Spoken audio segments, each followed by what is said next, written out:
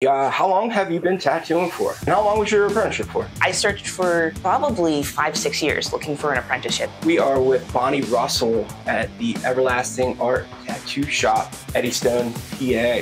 Bonnie, thank you for doing this for me. Thank you for having me. Bonnie, how long have you been tattooing for? I've been tattooing for about 8 years in total, not very long in comparison to others in the industry. But Did you serve your apprenticeship here? I did not, no. I served my apprenticeship in Jersey City. And how long was your apprenticeship for? My apprenticeship took me about 4.5 years. Now, who did you apprentice under? I apprenticed under a tattoo artist named Guy Pranstatter. He ran his own program that was called the Academy of Responsible Tattooing. So what did you think of that experience? So yeah, that's usually one of the first questions I get, is definitely how a program like that would kind of differ from a very traditional apprenticeship. I will say that my training there was very traditional. They had me start off with just regular line work with microns. They had me start off with watercolor. Then they had me move on to silicone-based skin. It was a process, for sure. Right, because you're the first person, I think, that I've interviewed that has went through a program. Yeah, it's difficult, right? So everybody gets there in their own way, right? So the guy who starts off in their basement versus someone who ends up, paying for their program. I searched for probably 5-6 years looking for an apprenticeship, first in Vermont and then in New Jersey. And I couldn't find anybody who was willing to take me on, even though I've been drawing the entirety of my career. I had originally gone to school for animation, so my ability to draw and draw cleanly and draw quickly was there, but I wasn't really interested in that industry, which is why I turned to tattooing, because I kind of felt like it was just a good segue.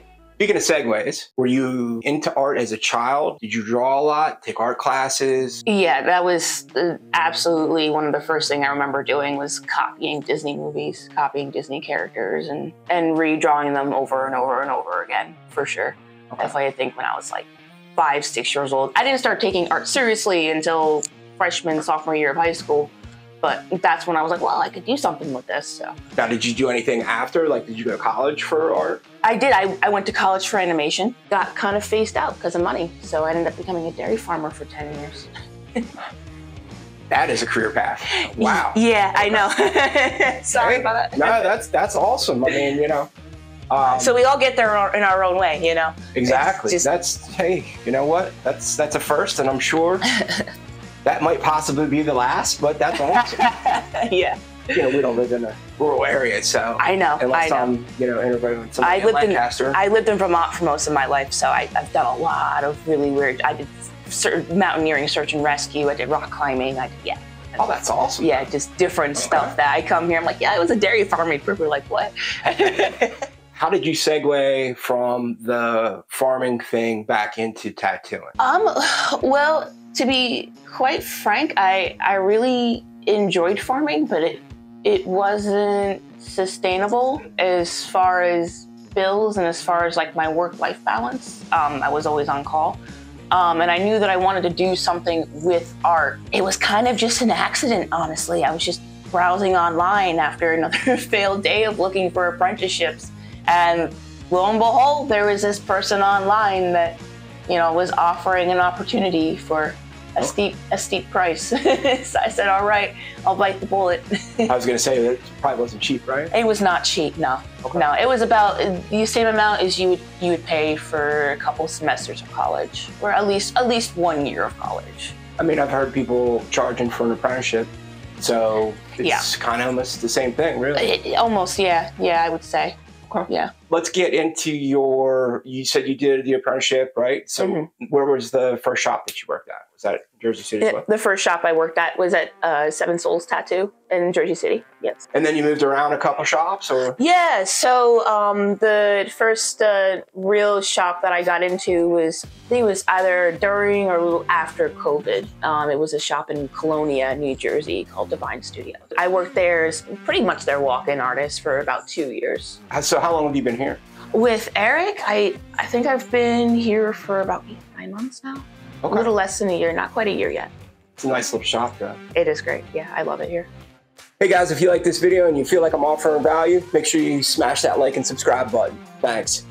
Bonnie, let's get into your style. What would you say is your style of tattooing? That's funny you asked that. I don't really put myself into a style because everybody who walks in has a tattoo, and that tattoo has a story, and it means something to them in some way, even if it's just an infinity symbol. All right, so I don't want someone looking at my profile and be like, oh, she only does like black and gray, or she only does, you know, like new school color. And that's not really what I'm here for. Like, I mean, I was an animator, so my job was to mimic pretty much any style and to make it look like that style. And that's what I'm here for. You know, I'm here to see myself almost a little bit like a public servant, right? Like I'm here to, we're in the industry of self-esteem. We're here to make people feel better and feel good about themselves after they walk out. So for that reason, I try not to corner myself into a style because I think it would just kind of limit who it is I'd be interacting with. What I do like to specialize in though are cover-ups. Cover-ups for scars, cover-up for old tattoos, new tattoos. Absolutely love doing it. There's a greater challenge to it. There's a little bit more of like a puzzle piece. And people who walk in with those kinds of things, they're not happy to begin with. So if you're able to, you know, really like fix it up and, you know, gussy up whatever it is that they're looking to get done, like they walk out feeling great. And that's just like the best feeling in the world, honestly. Okay. Bonnie, so what gets you excited about tattooing? The interaction mostly with the client, who they are, what their story is, what they do for a living. I've met some really, really cool people in this industry. I think that's probably the most fun about tattooing. Like one of my clients, her job is she tags orcas out in Alaska. And I remember the day she came in, she got an orca tattoo, and she's like, I don't, you know, she felt bad. She's like, I don't have a tip. I was like, no, don't worry about it. Just send me orca pictures. So once a month now, my inbox will be flooded with just orca pictures. And it's the most rewarding thing in the world, honestly. That's awesome. So I know you said that you do cover-ups and you really don't want to pigeonhole yourself into a certain particular style. But what do I like? No, well, yeah, we can go there. Okay. I mean, like, I like anything to do with animals, but I would say probably if you had to put me into a style, my work looks a little bit more neo-traditional than anything. I think where I was going with that, though, is like no, that's perfect.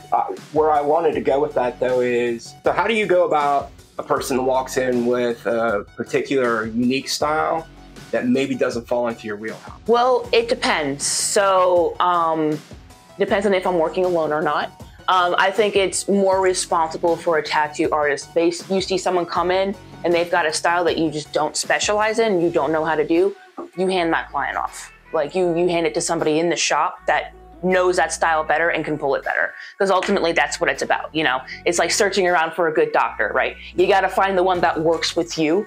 And you know, like I would always love to work on anybody who comes in, you know, I'm not looking to turn anyone away.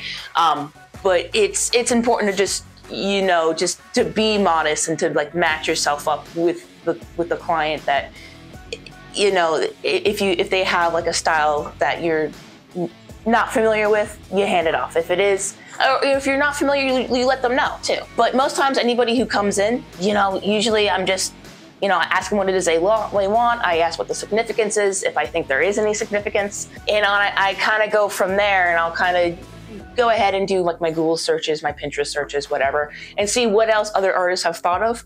But also kind of like wing it back around and be like, okay, well, do you want to add this? Do you want to do that? And kind of spitball with a client before we actually come down to a final design. Okay. I mean, I know that, you know, typically you want your clients to do their research before they walk in anyway. You always hope, yeah. Right. You hope. We know that doesn't always happen. No, it does not. So Bonnie, how do you keep up with maybe like your new styles or new techniques, maybe new machines? Honestly, just the internet. I'm constantly eating media. I'm constantly watching videos. Reddit is a great source for me. There's a lot of people on there who know what they're doing. There's also this little website that I go online. I think it's called Tattoo Help.